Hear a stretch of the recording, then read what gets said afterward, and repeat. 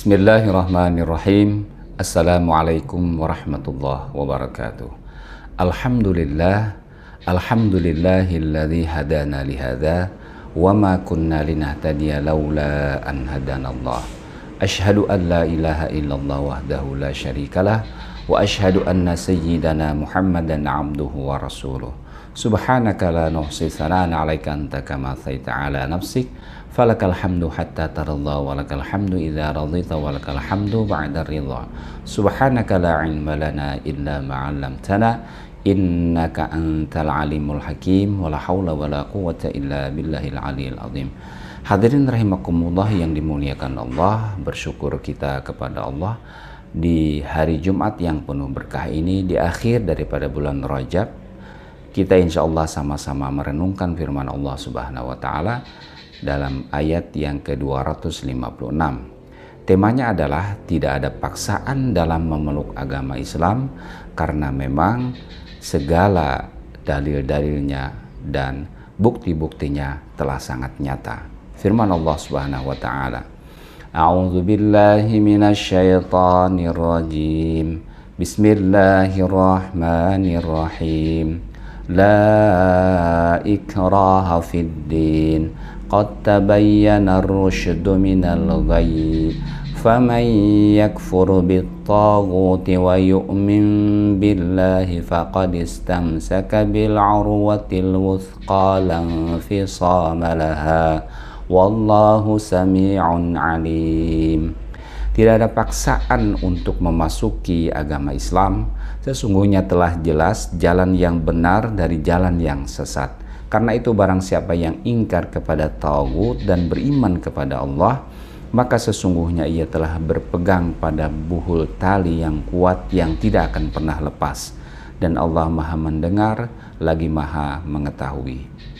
Hadirin yang dimuliakan Allah Subhanahu wa Ta'ala, qauluhu ta'ala, la ikraha fid din. Tidak ada paksaan untuk memasuki agama Islam. Imam Ibnu Katsir menjelaskan, janganlah kalian memaksa seseorang memeluk agama Islam, karena sesungguhnya dalil-dalil dan bukti-bukti itu sudah demikian jelas dan gamblang, sehingga tidak perlu ada pemaksaan terhadap seseorang untuk memeluknya.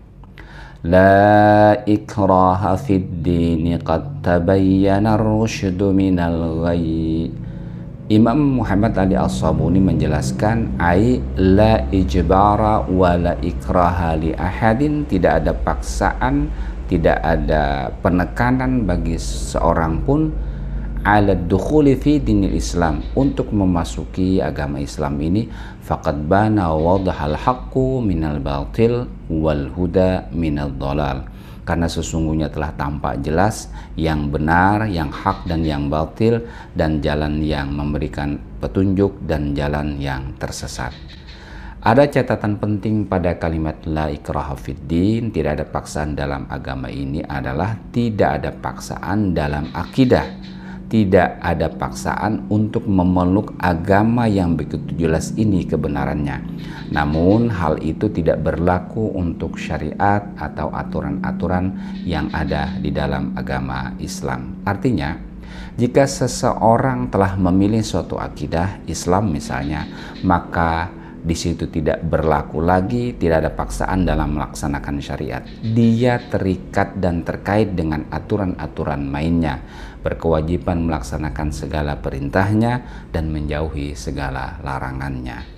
Tidak tepat misalnya kalau seorang muslim dia terserah sholat atau tidak, mau zakat atau tidak, mau mabok atau tidak, dengan alasan tidak ada paksaan di dalam agama Islam.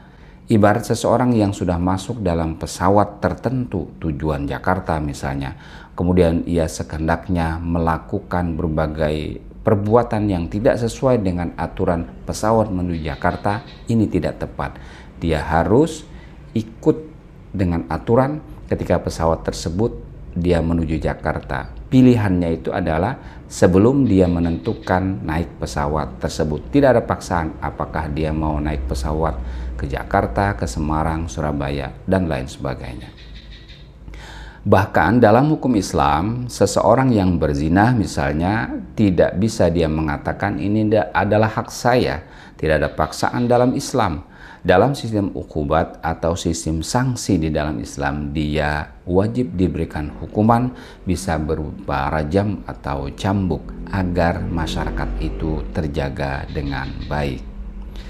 فَمَنْ يَكْفُرْ بِالطَّاغُوتِ وَيُؤْمِنْ بِاللَّهِ فَقَدِ اسْتَمْسَكَ بِالْعُرْوَةِ الْوُثْقَى لَا انفِصَامَ لَهَا. Karena itu barang siapa yang ingkar terhadap taghut dan beriman kepada Allah Subhanahu wa taala, maka sesungguhnya ia telah berpegang kepada buhul tali yang amat kuat yang tidak akan putus.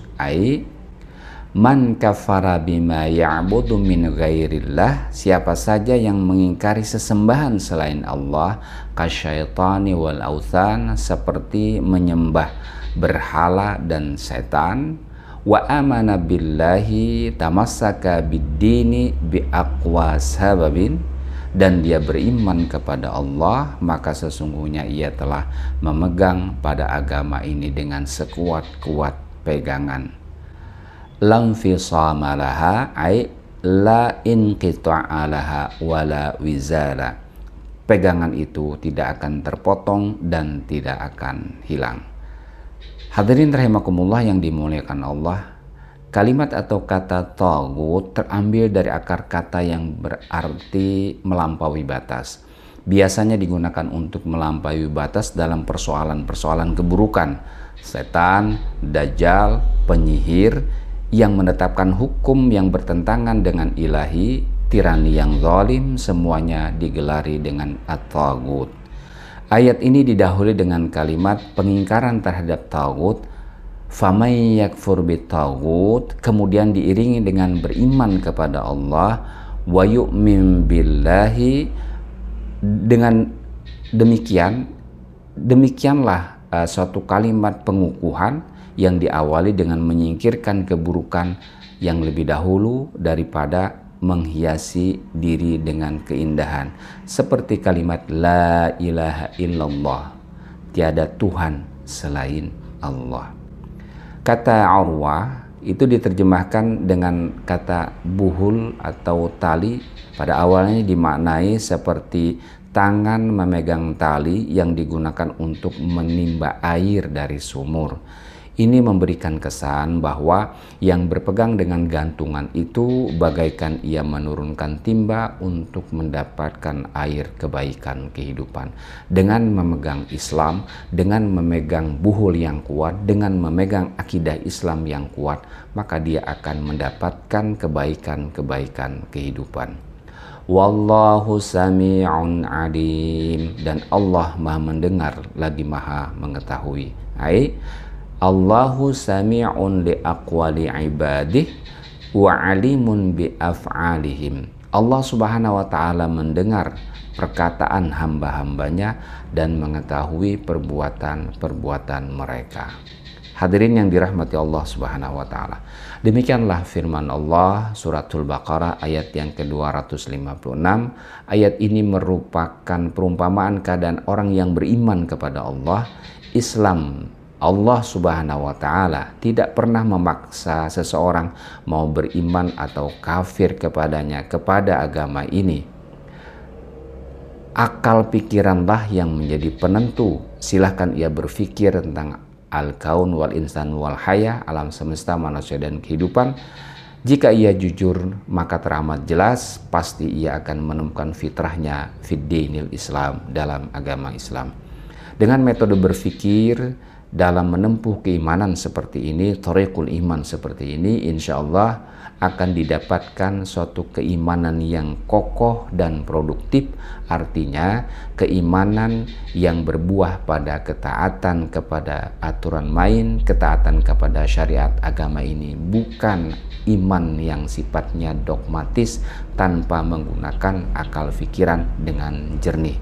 Demikian insya Allah, mudah-mudahan keimanan kita adalah keimanan yang kuat dan memberikan hasil atau produktif, betul-betul taat kepada aturan-aturan Allah Subhanahu wa taala. Demikian, assalamualaikum warahmatullahi wabarakatuh.